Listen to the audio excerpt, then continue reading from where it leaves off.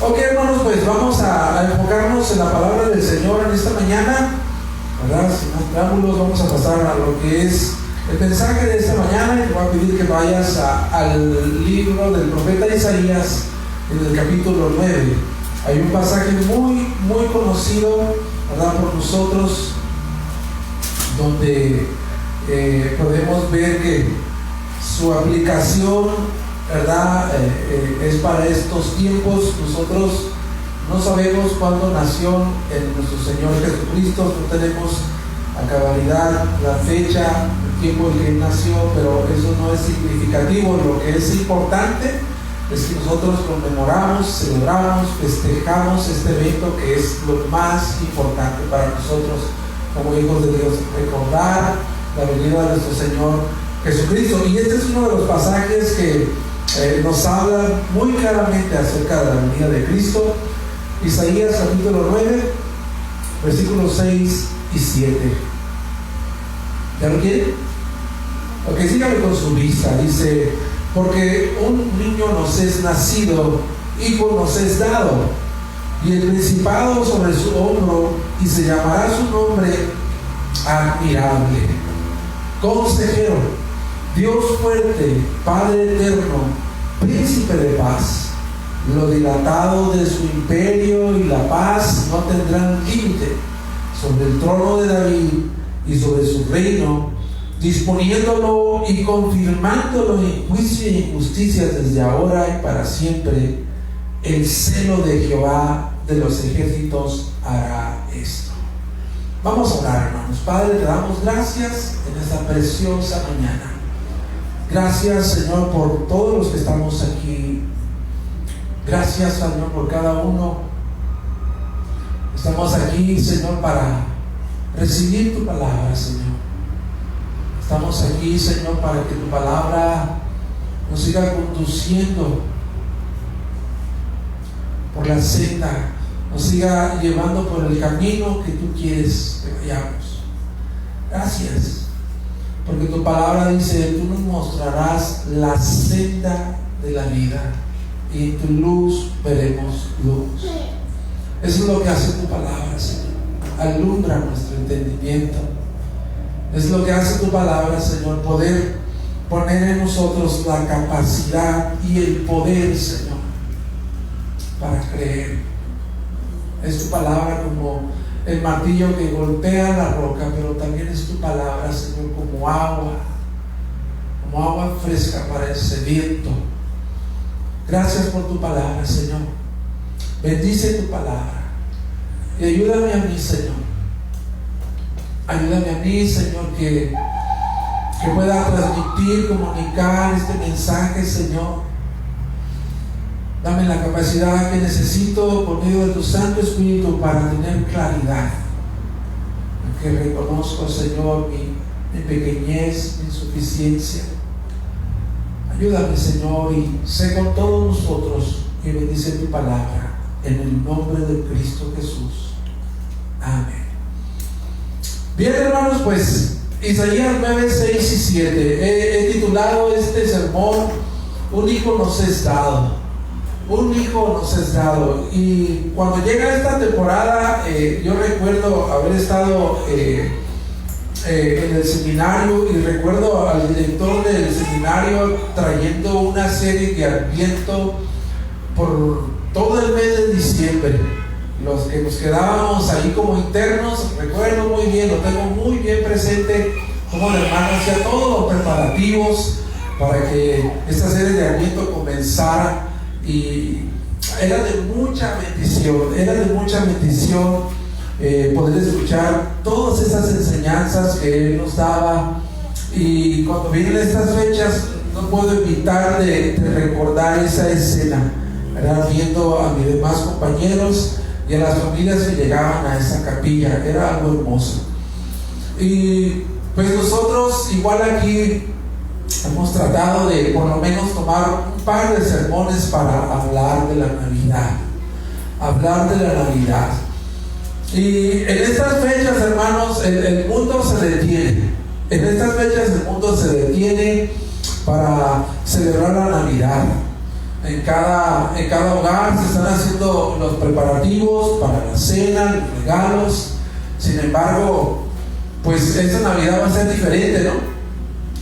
Por la pandemia, creo que va a ser una Navidad muy diferente. Yo creo que en esta ocasión no habrá invitados. En esta ocasión no habrá invitados. Será quizás a lo mejor una cena más sencilla, ¿verdad?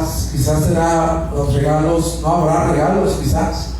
Pero eso no puede evitar de que esta celebración pueda ser igual de placentera y confortante, porque lo que celebramos es a una persona.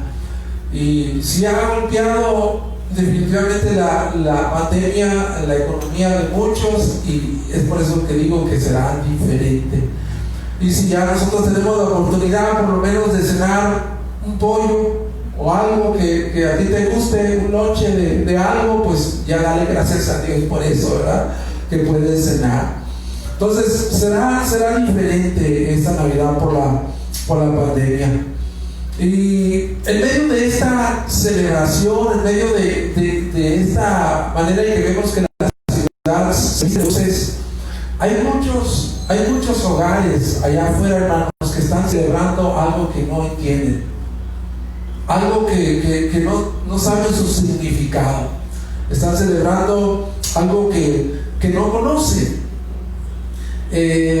Imaginémonos hacer una festividad, preparar una celebración, ¿verdad? Para cuando llegue la fecha, todos los invitados lleguen y empecemos a celebrar, pero la persona a la cual se celebra, a la cual se le recuerda, no está presente.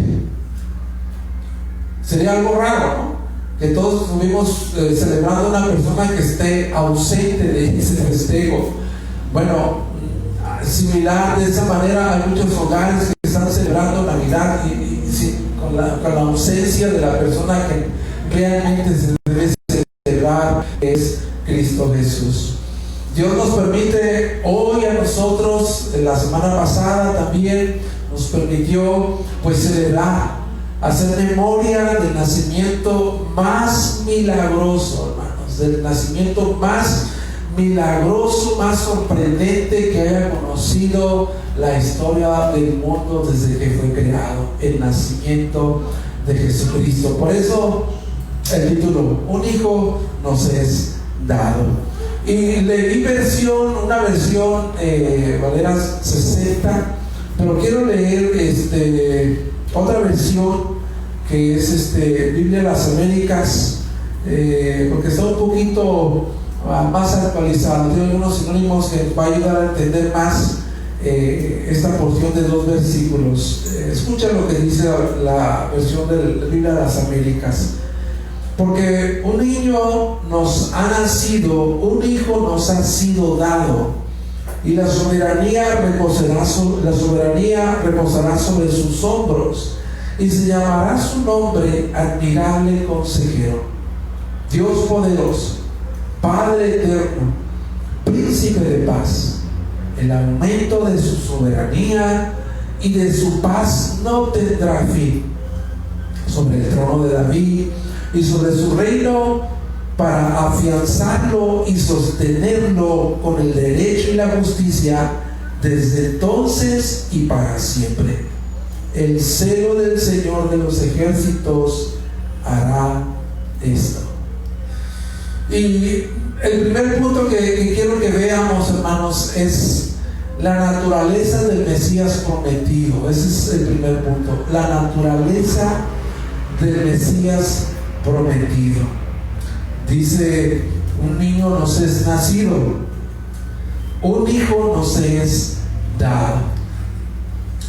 El Mesías prometido, ¿verdad?, fue profetizado 700 años antes de la venida de Jesucristo. Isaías profetizó 700 años antes de la venida de Jesucristo que nacería un niño, que nacería un hijo.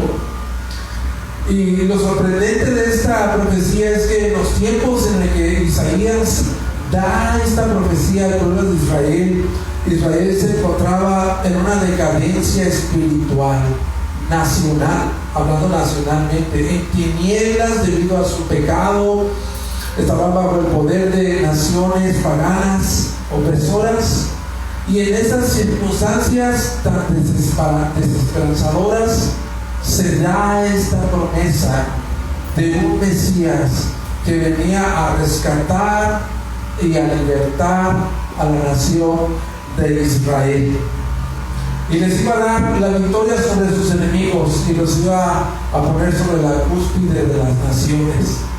Ellos fueron alentados con esta profecía, con esta promesa. Un niño nos es dado, un hijo nos es nacido. Y esto nos lleva, hermanos, definitivamente a todos nosotros a enfocarnos a la encarnación de Jesucristo. Esto nos habla de la encarnación de Jesucristo, el Hijo de Dios encarnado. Y quizás hemos escuchado mucho acerca de la encarnación de Cristo, que quizás ya no nos sorprende, pero pensando en esto, a lo mejor pues nosotros pudiésemos decir que o quizás alguna vez hemos pensado que Dios pudo haber enviado a un arcángel o un ángel, criaturas creadas perfectos en santidad. Dios pudo haber enviado a un ángel, a un serafín, a un arcángel, o Dios pudo haber enviado también, podría haber enviado a un hombre ya mayor, adulto, perfecto, como Adán, como él fue creado. Pero ninguna de estas dos opciones le daría la autoridad al Mesías para ser nuestro Salvador. Era necesario entonces que el Mesías prometido se identificara con la humanidad, con nosotros. Era necesario que el Mesías se identificara con la humanidad y fuese hecho semejante a los hombres, completamente hecho como un hombre. Él experimentó todas nuestras flaquezas, Él experimentó todas nuestras limitaciones, todas nuestras necesidades comunes que tenemos todos nosotros. Era necesario que Jesús fuera humano como nosotros. Y eso lo vemos en Filipenses capítulo 2. Si tú tienes Filipenses, es una Biblia allí, busca Filipenses capítulo 2 y leemos en el versículo Filipenses capítulo 2, en el versículo 6, hablando de Jesucristo, dice: el cual, hablando de Jesucristo, el cual siendo en forma de Dios, no estimó el ser igual a Dios como cosa que aferrarse, sino que se despojó a sí mismo, tomando forma de siervo, hecho semejante a los hombres. Ahí está. Había la necesidad de que este niño, este hijo que nos es dado, tenía que ser semejante a los hombres, semejante a los hombres. Y estando en la condición de hombre, se humilló a sí mismo, haciéndose obediente hasta la muerte y muerte de cruz. Entonces Jesús fue completamente hombre, en su encarnación, y Él experimentó de nuevo todas las flaquezas, las limitaciones, las necesidades que tú y yo tenemos. Vemos, ¿verdad?, la Escritura, y vemos a un Jesucristo cansado, durmiendo en un barco, en alta mar, cansado, durmiendo. Vemos a Jesucristo teniendo hambre en el desierto. Vemos a Jesucristo frente a la ciudad de Jerusalén llorando, conmovido. Entonces Él era un hombre como tú y como yo. Él no era un superhéroe que vino a salvarnos. Él no era un superhéroe, eso como de las películas, ¿verdad?, que podía hacer todo con simplemente tronar sus dedos. No, él era un humano como tú y como yo. Él se encarnó en un hombre, tomó la semejanza de un hombre, como tú y como yo. Y dice que esta profecía anunció la venida de un bebé, un hijo nos es dado, un niño va a nacer. Pero ese bebé, ese Mesías bebé, no era simplemente un bebé, hermanos. No era simplemente un bebé, era el eterno Hijo de Dios, era la segunda persona de la Trinidad.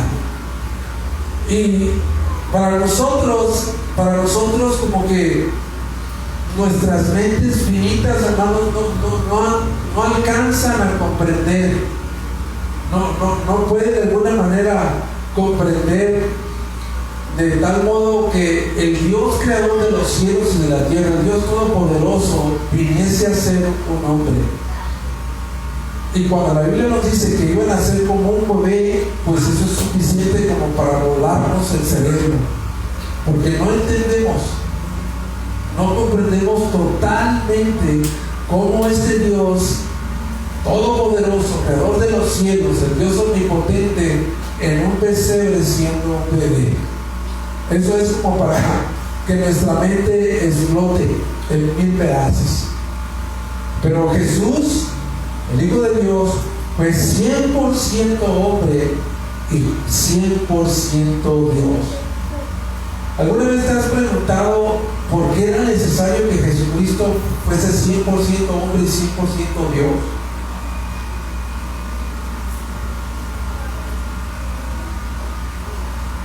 Si te has preguntado y a lo mejor todavía no has tenido la respuesta, pues déjame decirte por qué fue necesario que fuese 100% hombre y 100% Dios. Si Jesús no hubiera sido 100% humano, entonces Jesús no podía tomar el lugar del hombre pecador y ser su sustituto para pagar el castigo por el pecado del hombre. Si no fuese hombre, no podía haber sido sustituto de nosotros los pecadores. Y si Jesús no fuese completamente Dios, no podría tampoco satisfacer una justicia que es igual a la de Dios. Igual a la de Dios. Su sacrificio sería insuficiente. Por eso fue necesario que Jesús fuese 100% hombre, tomar la semejanza de un hombre, nacer como un niño en ese pesebre, pero era Dios. Ese niño era el Dios omnipotente, el Dios creador de los cielos y de la tierra. ¿Por qué? ¿Por qué era necesario así? Porque el Hijo de Dios tenía que nacer. Dios pudo haber enviado, como dijimos, un ángel, un arcángel, creado un Adán perfecto, pero no. El Dios Hijo tenía que nacer, tenía que tomar un cuerpo humano. ¿Con qué propósito? Porque nosotros necesitábamos, hermanos, un perfecto e infinito ser para ofrecer un perfecto e infinito pago por nuestros pecados. Voy a volver a leer. El Dios Hijo tenía que nacer porque necesitábamos un perfecto e infinito ser para ofrecer un perfecto e infinito pago por nuestros pecados. Necesitábamos a Dios mismo. Como dijo Isaías 7:14, por tanto, el Señor mismo os dará una señal. He aquí que la Virgen concebirá y dará a luz un hijo y llamará a su hijo Emmanuel, que traducido es Dios con nosotros. Necesitábamos a Dios con nosotros, que vino en una forma de un pequeño, de un bebé. Por eso necesitábamos la salvación. Solamente Dios nos podía salvar, nadie más, para satisfacer su propia justicia. Dios enviando a Dios. Dios Padre enviando a Dios Hijo. Dios enviando a Dios. Eso es como sobrepasa nuestra manera de pensar. Nuestra mente no lo puede digerir tan fácilmente. Y debido a la obra que Él venía a hacer, debido a esta obra extraordinaria que venía a hacer el Hijo de Dios, se iba a dar a conocer, o se le iban a dar nombres que representaban lo que Él venía a hacer, ¿verdad? Ahí dice en Isaías, volviendo a Isaías, Dice, y el principado sobre su hombro, y se llamará su nombre Admirable Consejero. Admirable Consejero, Dios fuerte, Padre eterno y Príncipe de paz. A él se le darían estos nombres que no simplemente son adjetivos o nombres al Mesías, sino más bien son aspectos de la esencia de lo que Él es y de lo que venía a ser.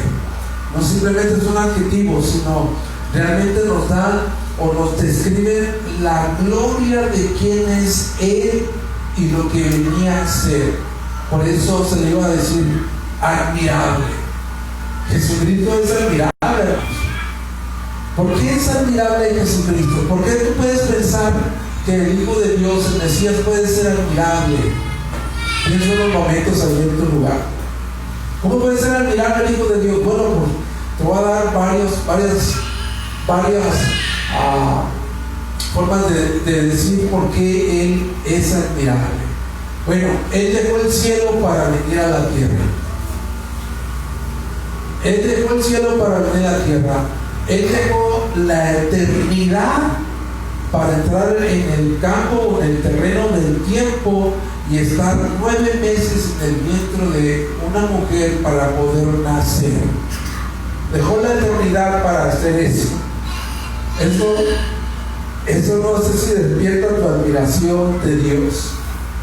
Cuando Él servía a las multitudes y las multitudes venían atrás de Él, les daba de comer, hacía milagros, cuando todas estas multitudes le dejaron, le abandonaron, Jesucristo siguió sirviendo. Impresionante. Él es el Rey de reyes, el Señor de señores, que rehusó sus derechos como rey y se humilló y se hizo un sirviente. ¿No es admirable eso? Por eso Él es admirable. Él es el santo que comió con pecadores. Él es el Dios santo, santo, santo que comió con pecadores. Entonces, tú y yo nunca, hermanos, tú y yo nunca vamos a poder mirar a Jesucristo o tener una relación con Jesucristo sin que nuestra mente y nuestro corazón sea, ¿verdad?, de alguna manera, pues, admirado, lleno de admiración.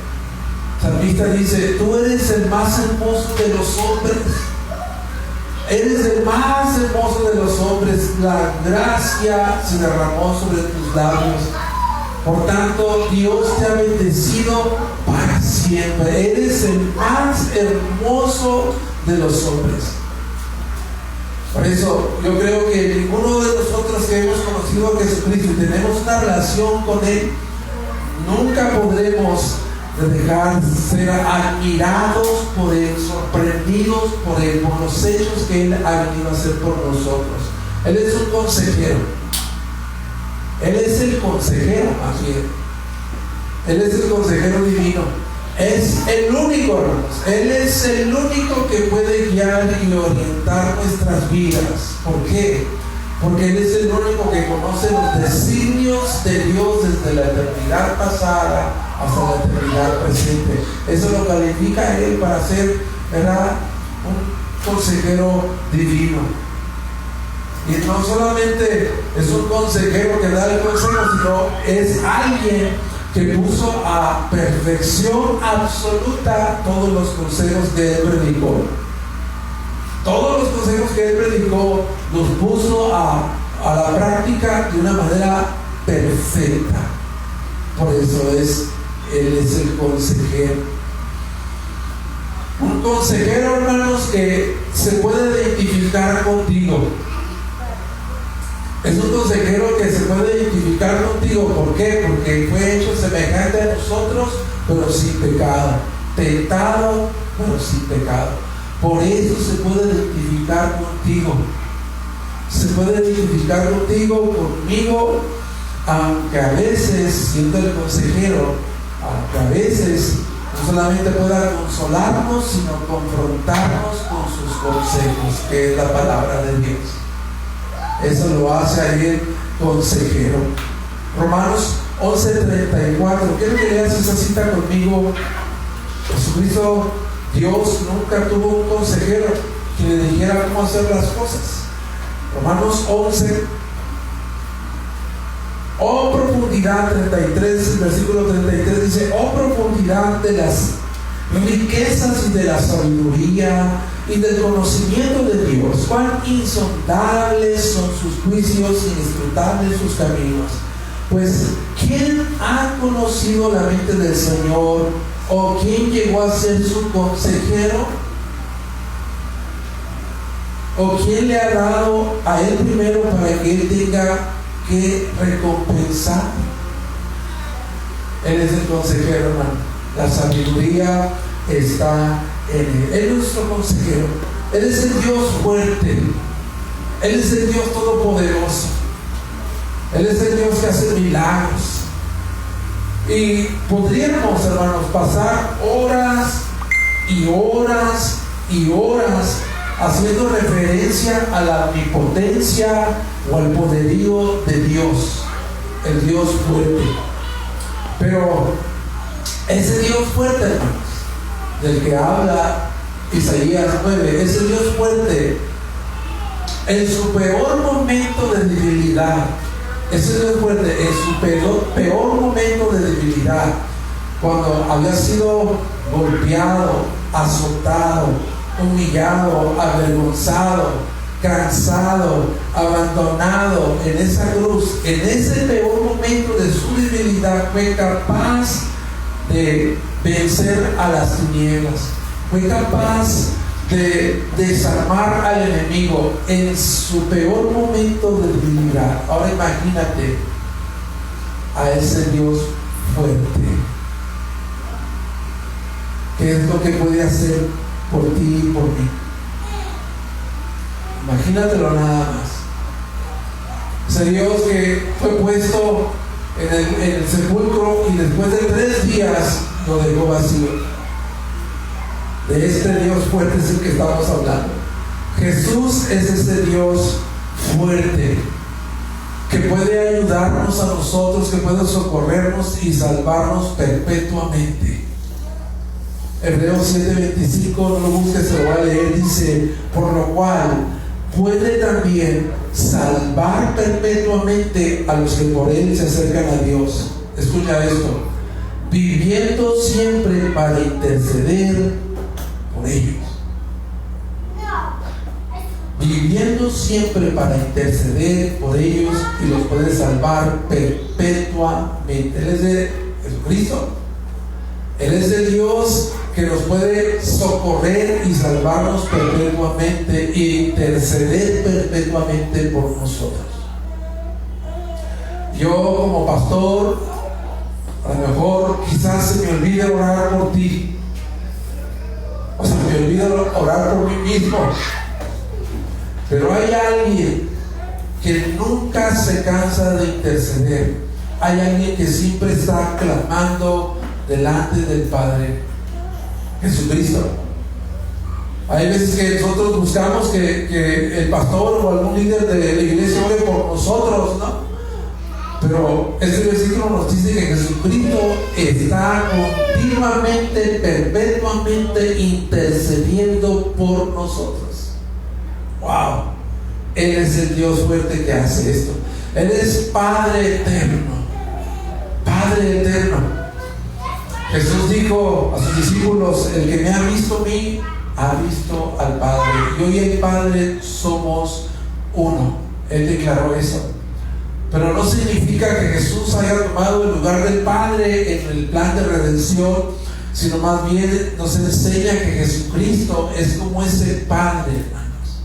Es como ese Padre que trata con benevolencia a sus hijos. Es ese Padre paternal, perfecto, que ama y se compadece de sus hijos. El salmista dice: como el Padre se compadece de sus hijos, así el Señor se compadece de los que le temen. Él es ese Padre que se compadece, que tiene misericordia, que es lento para la ira, grande misericordia. Es un Padre. que nos vea a nosotros, los redimidos, que hemos sido salvados y hechos hijos de Dios con el espíritu de adopción. Somos sus hijos y Él nos ve de esta manera. Él es nuestro Padre eterno. Y por último dice que Él es el príncipe de paz. Y aquí, hermanos, yo cuando estaba escudriñando esto, pues quedé sorprendido cuando Jesús viene y entra a la cena como el príncipe de paz, como el Mesías prometido, y una de sus funciones era ser un príncipe de paz. ¿Cómo lo hizo? Bueno, yo, tú, éramos enemigos de Dios, estábamos enemistados con Dios, estábamos en guerra con Dios, tú y yo, pertenecíamos al otro bando, pero vino este príncipe de paz y terminó con esa separación entre Dios y nosotros y nos reconcilió con Dios, nos reconcilió con Él. Por eso la Biblia dice allá en Romanos 5:1, justificados pues por la fe tenemos paz para con Dios. Tenemos paz para con Dios. Ya no hay más enemistad entre Dios y nosotros. Él ha sido como el intermediario, el príncipe de paz, que ha tomado la mano de Dios, que ha tomado nuestras manos y nos ha reconciliado con Él. Él es nuestro príncipe de paz. Y no solamente ha hecho eso, sino que Él guarda esa paz entre Dios y nosotros. Esa paz muchas veces quiere ser robada por diferentes circunstancias que nosotros enfrentamos. La paz de Dios. Pero Jesucristo nos recuerda una y otra vez que dice: yo les voy a dar mi paz les doy, mi paz los dejo, no como el mundo lo da, sino como yo la doy. Y el segundo punto que quiero que veamos en el versículo 7, volviendo de nuevo a Isaías, dice: lo dilatado de su imperio y la paz no tendrán límite. Hablando entonces, el segundo punto, de la naturaleza del reino del Mesías. La naturaleza del reino del Mesías. ¿Cómo va a ser este reino del Mesías prometido? La Biblia de las Américas dice: el aumento de su soberanía y de la paz no tendrán fin, sobre el trono de David y sobre su reino, para afianzarlo, sostenerlo con el derecho y la justicia, desde entonces y para siempre. El celo del Señor hará esto. ¿Cómo será entonces, o cómo sería la naturaleza del reino de este Mesías prometido? Bueno, el aumento de su soberanía y su paz no tendrán límites. No tendrá fin. El crecimiento de su imperio o de su reino no tendrá fronteras. No lo pueden detener nadie. Nosotros conocemos a través de la historia que se han levantado diferentes imperios que tuvieron su esplendor, pero que también tuvieron su decadencia. El imperio de Cristo que Él está levantando, o el reino de Jesucristo, no tendrá fin. Se está afirmando ahora. Se afirmó ayer, se está afirmando hoy y se seguirá afirmando mañana. No tendrá límite. Es día a día, poco a poco, sin límites y sin fronteras. Wow. Esa es la naturaleza del reino del Mesías. Y a lo mejor es posible que nosotros pensemos, viendo este mundo caído, la situación en la que se encuentra este mundo caído, y nosotros nos damos cuenta que este mundo está plagado de injusticias, de crímenes, de asesinatos, de tantas cosas, hermano, que nos detenemos a pensar: ¿será que el reino de Dios se está extendiendo, como dice este versículo, que su soberanía y la paz no tendrán fin? nos ponemos a pensar eso y podemos quizás dudar de que eso está pasando por las injusticias que vemos en este mundo caídos. Y quizás nos lleguemos a preguntar, ¿dónde está Dios? ¿Hasta cuándo, Señor, el Señor hará justicia? Pero yo te quiero cambiar este par de preguntas por una más importante que las acabo de mencionar. ¿Cuál fue la mayor injusticia de la historia, hermanos? Piensa por un momento, ¿cuál fue la mayor injusticia de la historia?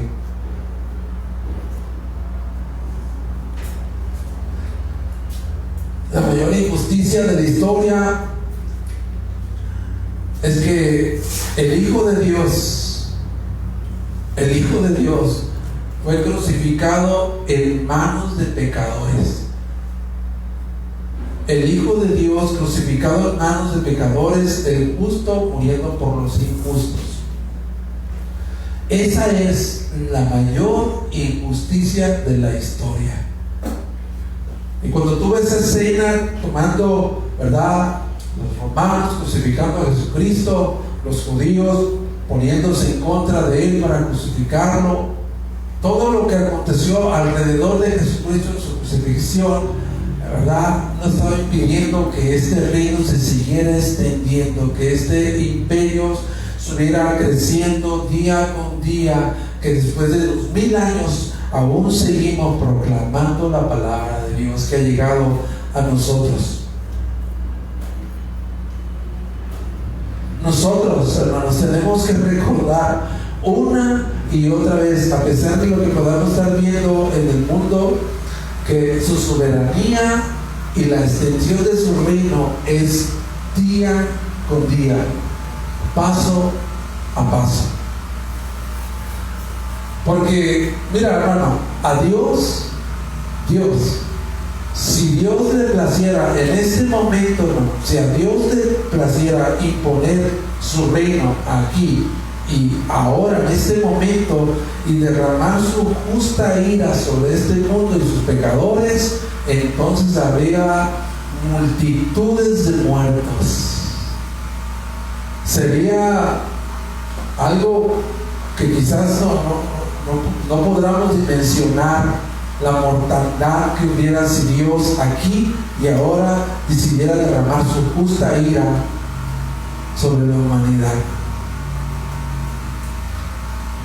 A nosotros nos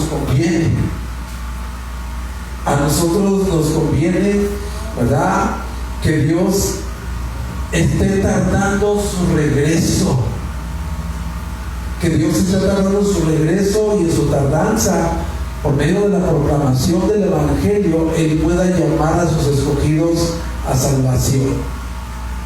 Porque si Él decidiera aquí y ahora traer su justicia y derramar su ira, hermano, entonces nosotros también seríamos afectados. ¿Por qué?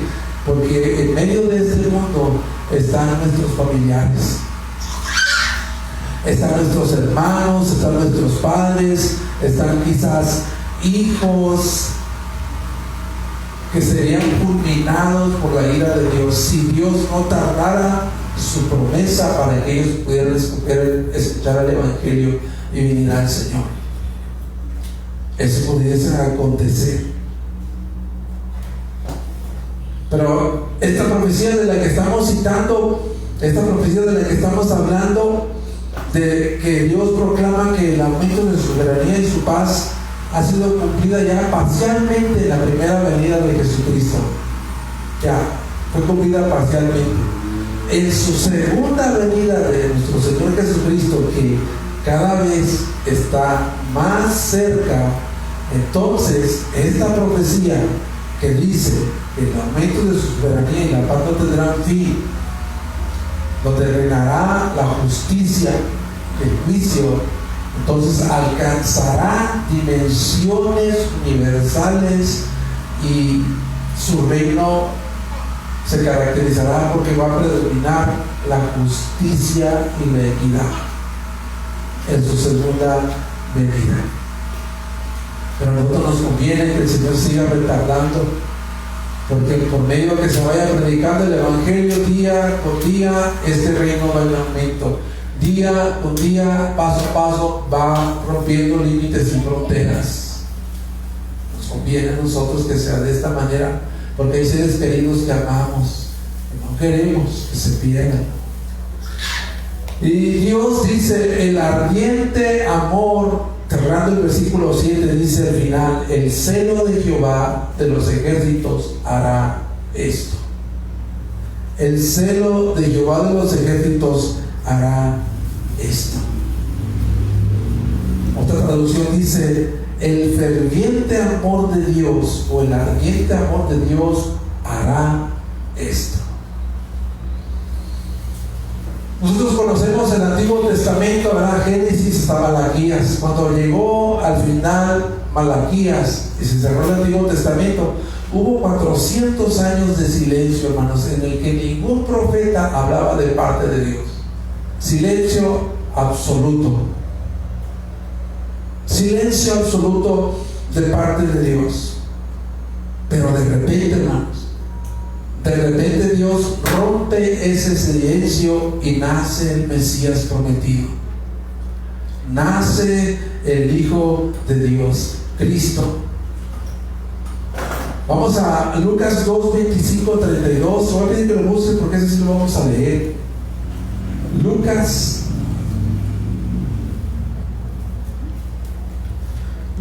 capítulo 2, versículos 25 al 32. Fíjate cómo dice: y he aquí, había en Jerusalén un hombre llamado Simeón, y este hombre justo y piadoso, chécate lo que dice, esperaba la consolación de Israel, y el Espíritu Santo estaba sobre él. Durante 400 años de silencio en el que Dios había un silencio absoluto, el pueblo de Dios recordaba esa promesa, que vendría a ser la consolación de Israel, el nacimiento del Mesías. Esperaban la consolación de Israel y el Espíritu Santo estaba sobre él, y le había sido revelado por el Espíritu Santo que no vería la muerte antes de que viniese al ungido del Señor. Y movido por el Espíritu vino al templo, y cuando los padres del niño Jesús lo trajeron al templo para hacer por él conforme al rito de la ley, él le tomó en sus brazos y bendijo a Dios diciendo: ahora, Señor, despides a tu siervo en paz conforme a tu palabra, porque han visto mis ojos al Salvador, o la salvación, la cual has preparado en presencia de todos los pueblos, luz para revelación a los gentiles y la gloria de tu pueblo Israel. Luz para revelación de los gentiles. La consolación y la gloria de Israel era la venida de los gentiles, pero también para nosotros luz para la revelación de los gentiles. Esta promesa, hermanos, no es solamente para los judíos, fue para nosotros también. Ahí entramos tú y yo en escena, los gentiles. Ahí nosotros entramos en escena. Ese Mesías libertador, ese Mesías redentor, es para nosotros también. Esa promesa se extendió a nosotros, los gentiles. Que Dios en su gracia, hermanos, Dios en su infinita gracia nos ha dado a su Hijo para perdón de nuestros pecados y concedernos vida eterna en Cristo Jesús.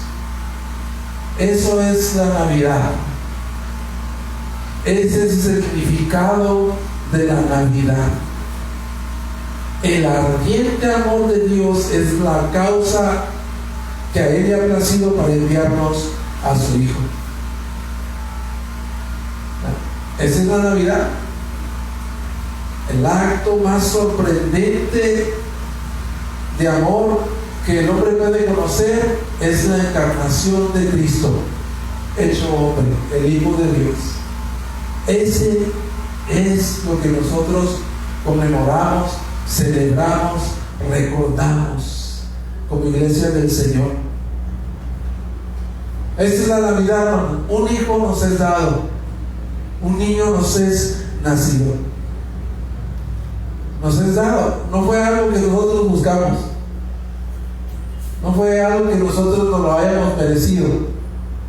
Fue algo que se nos dio. Algo que se nos dio como un regalo. Dios Padre envió a Dios Hijo. Dios enviando a Dios. No sé si se sorprende esto, hermano. Dios enviando a Dios. Ese es el regalo de Navidad. Y ese regalo de Navidad de Dios vino envuelto en una naturaleza humana. Es decir, que el papel en que Dios envolvió ese regalo es la naturaleza humana de Cristo. Así como tú y yo envolvemos los regalos, ¿verdad? Que son momentos muy alegres, gozosos, envolver regalos para otros. Jesucristo es el regalo, pero Dios envolvió ese regalo de Cristo con un papel de la naturaleza humana, o en el papel de la naturaleza humana. Y lo más sorprendente de esto es de que Cristo nació, hermano, para morir de una manera cruel, de una manera injusta. Él nació para morir porque era necesario que Él diera su vida por rescate de muchos. Eso es lo que celebramos, hermano. Navidad. Eso es lo que celebramos en estas fechas. Y quiero terminar leyendo Lucas capítulo 2.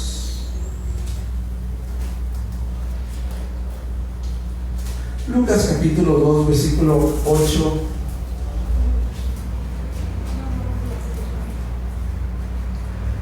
Sígueme con tu vista.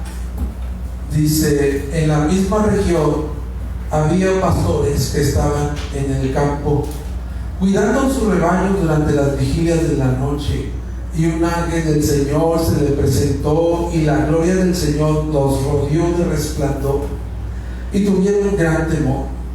Mas el ángel les dijo: no temáis, porque aquí os traigo buenas nuevas de gran gozo, que serán para todo el pueblo, porque nos ha nacido hoy en la ciudad de Belén un Salvador, que es Cristo el Señor. Y esto os servirá de señal: hallaréis a un niño envuelto en pañales, acostado en un pesebre. Y de repente apareció con el ángel una multitud de los cielos celestiales, alabando a Dios, diciendo: gloria a Dios en las alturas, y en la tierra paz a los hombres en quienes Él se complace. Dios cumple sus promesas. Dios trajo el Mesías 700 años antes de que fuese profetizado. Él cumple su palabra y trae ese Mesías. Ese Mesías que es nuestro Salvador, a quien recordamos hoy. Así que vamos a ponernos de pie, hermanos. Voy a pedirte que te pongas de pie allí. Estaremos cantando un canto final.